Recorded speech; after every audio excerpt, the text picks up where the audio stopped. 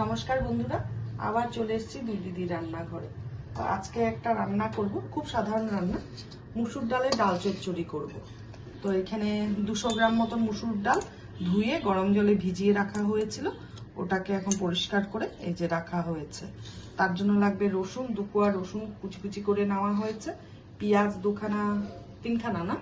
তিনখানা পেঁয়াজ কুচি কুচি করা হয়েছে, টমেটো 2খানা কুচি কুচি করা হয়েছে, আর কাঁচা লঙ্কা। ঝালটা যার যার বাড়ির স্বাদ অনুসারে, ঝাল নুন আমি সবসময় বলি যার যার বাড়ির স্বাদ অনুসারে দিবেন। আর ধনেপাতা লাগবে।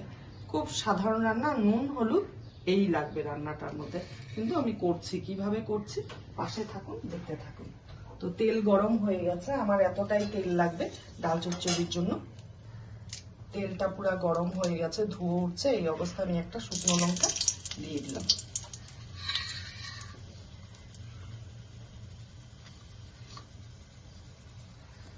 এখন রসুন, এই যে রসুন কুচিটা দিয়ে দিব।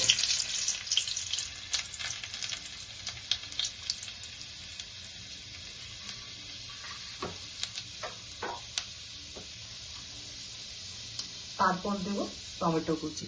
রসুনটা দেওয়াতে, শুকনো লঙ্কা রসুনটা পড়াতে একটা তেলের মধ্যে ফ্লেভারটা আসে, দারুণ লাগে। এখন টমেটো কুচিটা দিলাম।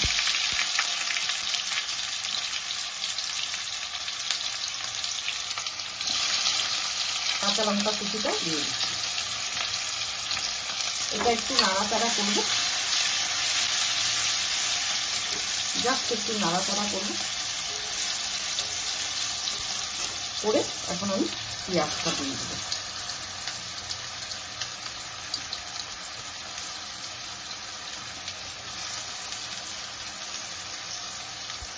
এই ডাল চচ্চড়িটা করতে পারলে না দারুণ লাগে। একটা কিছু ভাজা বা বড়া হলে পরে শুধুও ডাল চচ্চড়ি দিয়েই খাওয়া যায়। তো আমি তো মাছ ভাজা করবো, আমি আজকে একটু বাইরে যাব, তাই করে নিচ্ছি তাড়াতাড়ি করে।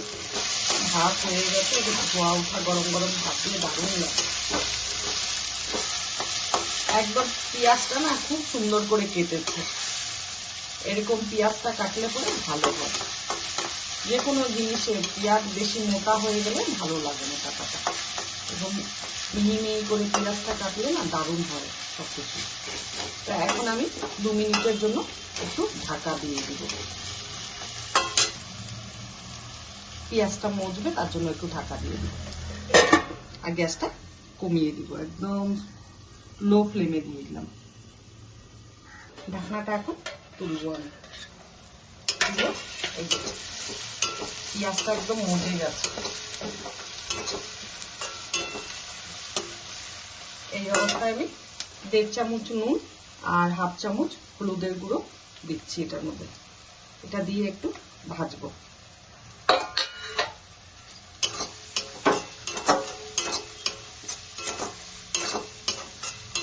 এখন গ্যাসের ফ্লেমটাকে বাড়িয়ে দিলাম।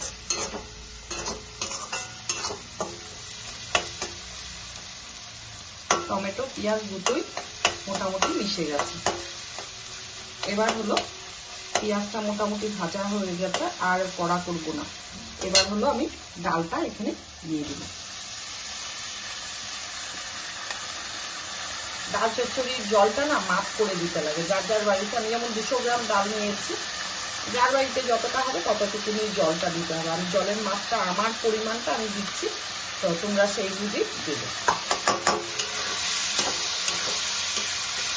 এখন একটু সময় খুব ভাজতে হবে ডালটাকে।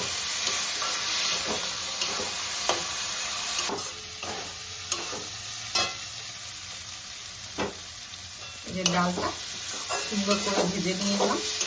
এখন আরেকটু নাড়াচাড়া করবো, করে পরিমাণ মতন জল দিয়ে চাপা ঢাকা দিয়ে দিব।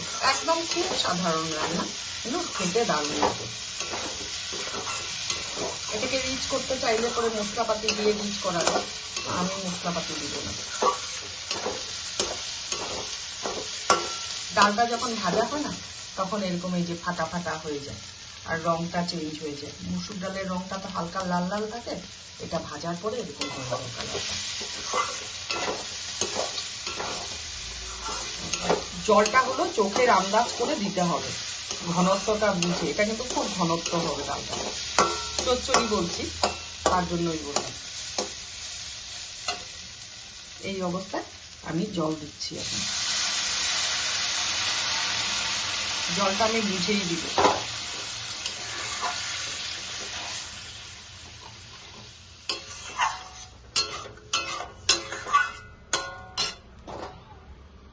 প্রায় 200 গ্রাম মতনই জল দিলাম। 200 গ্রাম ডাল, 200 গ্রামই জল দিলাম। এখন আমি এটা চাপা ঢাকা দিয়ে দিব। দিয়ে ডালটা ফুটুক। আর একটু ডাল চচ্চড়ি মানে ডালটা ফাটা ফাটা হবে। তো এবার ফুটলে পরে ধনেপাতা দিয়ে দেখাবো। তো ফিরে আসছি পরে। দেখি ঢাকনাটা তুলে এখন কত দূর হয়েছে। এই যে পুরো টকবগিয়ে ফুটে এই যে এই ইসেটা থাকবে, এই ঠিকটা থাকবে। এই যে এটা থাকবে ফাটা ফাটা। এটা খেতে যা লাগে না, এক থালা ভাত খাওয়া হয়ে যায় ডাল চচ্চড়ি দিয়ে।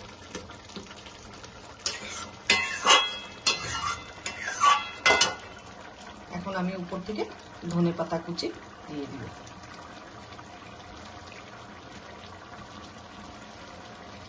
এতটা ধনেপাতা না দিলেও হবে, অল্প দিলেও হবে, জাস্ট স্মেলের জন্য। আমি একটু বেশি দিচ্ছি। এটা লোকাল ধনেপাতা, আমার বাড়ির মেয়ে নিয়ে আসছে, তো এটার গন্ধ আলাদাই।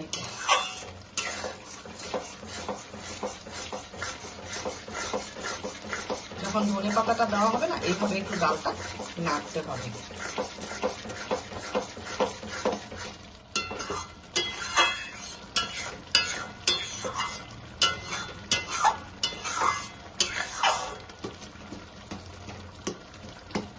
এখন আমি গ্যাস অফ করে দিচ্ছি।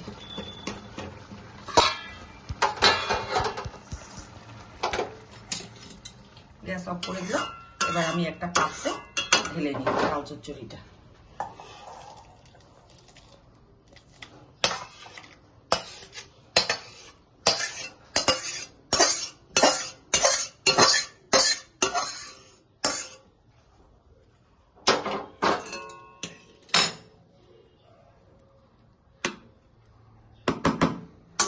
তো আমার ডাল চচ্চড়ির রেসিপিটা কেমন লাগলো তো কমেন্ট করে অবশ্যই বলবেন। ভালো লাগলেও বলবেন, খারাপ লাগলেই বলতে হয়, নাহলে কি করে শিখবো আমি।